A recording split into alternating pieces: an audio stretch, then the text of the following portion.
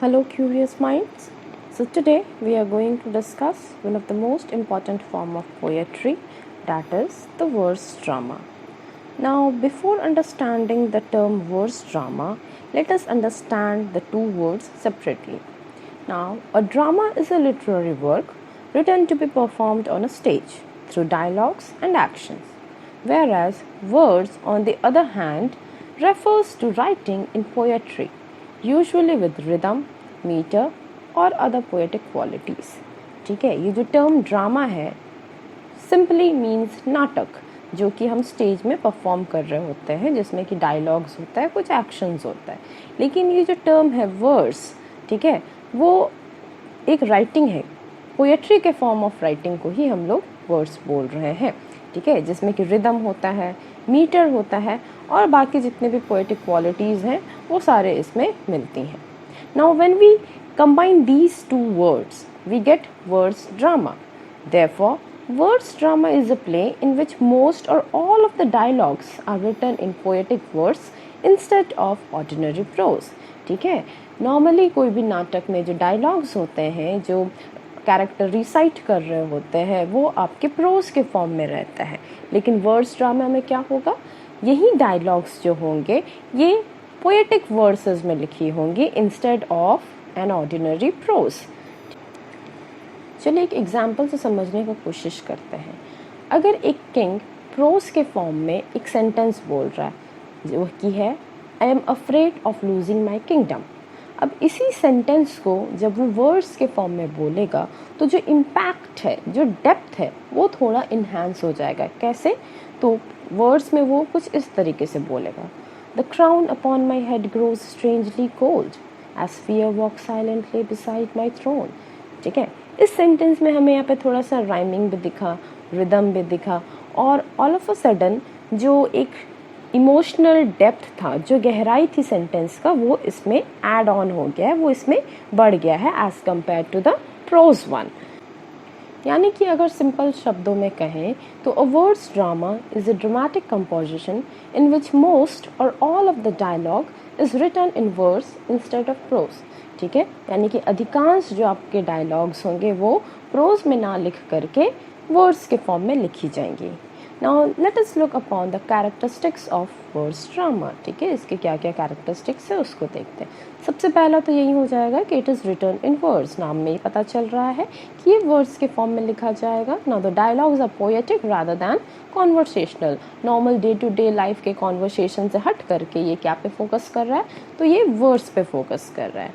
Now second, elevated language. The language is artistic, musical and expressive. अभी जो हम लोगों ने एग्जाम्पल देखा था उससे ये क्लियर हो जा रहा है कि ये जो लैंग्वेज है वो बहुत ज़्यादा एलिवेटेड होगा, इसका डिक्शन बहुत ज़्यादा एलिवेटेड होगा. Moving on, third, rhythm and musicality. Now words creates rhythm, making speeches memorable and emotionally powerful. ठीक है, यहाँ पे जैसे ही वर्ड्स में रिदम ऐड हो जाता है तो ये एक स्पीच को बहुत ज़्यादा मेमोरेबल बना देता है, बहुत ज़्यादा इम्पैक्टफुल बना देता है. ठीक है, एंड यूजुअली ये जो वर्ड्स ड्रामा है उसमें जो थीम्स होंगे वो बहुत ही सीरियस होंगे.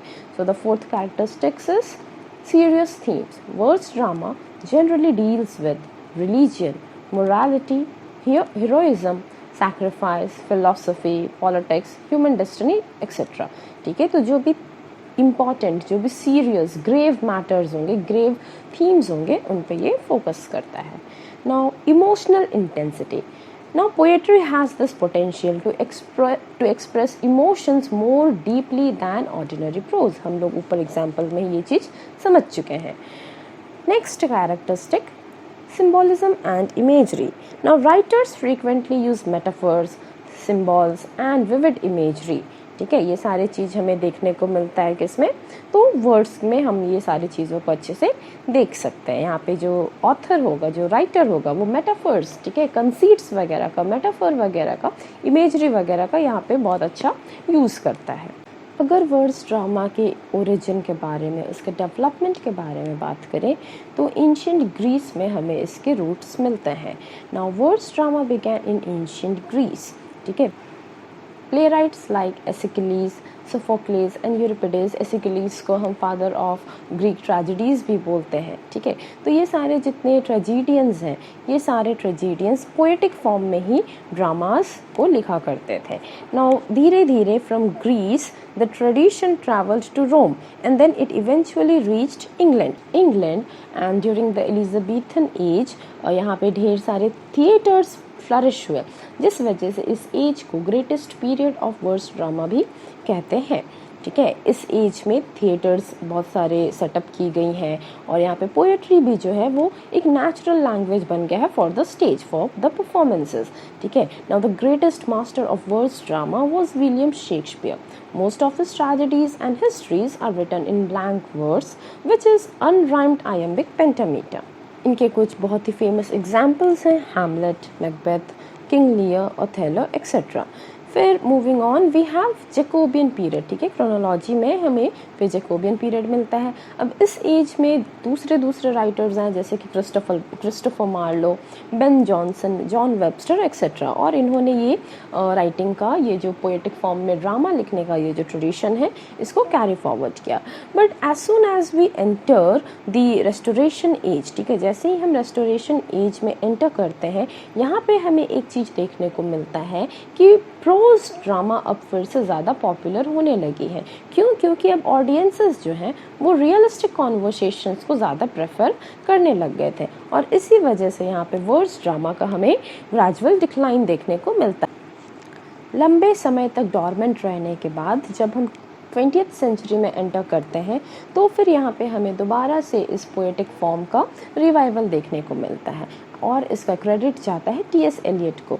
Now he was a classist, ठीक है, उनका जो रेस्पेक्ट है फॉर पोएट्री, फॉर क्लासिकल्स, वो अलग ही था, ठीक है। उन्होंने इसे दोबारा से रिवाइव किया एंड इन्होंने ढेर सारे प्लेज लिखे हैं इसी फॉर्म में। Now he believed that poetry still had an important place in modern theatre. Now his masterpiece Murder in the Cathedral proved that verse drama could successfully address modern themes। जितने भी modern themes हैं उन सभी को address करने के लिए अभी भी ये जो पोएटिक फॉर्म है वो बहुत ज़्यादा एप्रोप्रिएट था और फिर इसी तरीके से इसका रिवाइवल हुआ और इन्होंने बहुत सारे वर्क्स भी लिखे जैसे कि murder in the cathedral, cocktail Party, the family reunion etcetera, ठीक है। इन्होंने इस फॉर्म ऑफ पोएट्री को मॉडर्न स्टेज के लिए दोबारा से रिएक्टिव करवा दिया, इफ़ेक्टिव करवा दिया।